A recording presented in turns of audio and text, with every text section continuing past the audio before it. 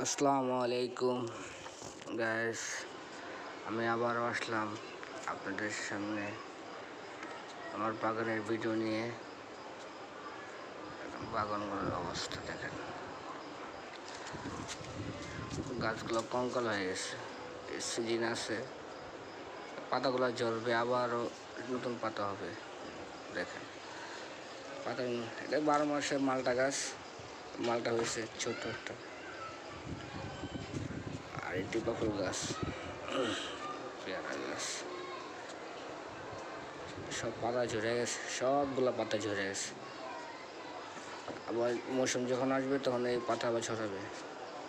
তেঁতুল গাছ, এটা তেঁতুলও খাইছি। এটা তেঁতুল, ড্রাগন ফল গাছ,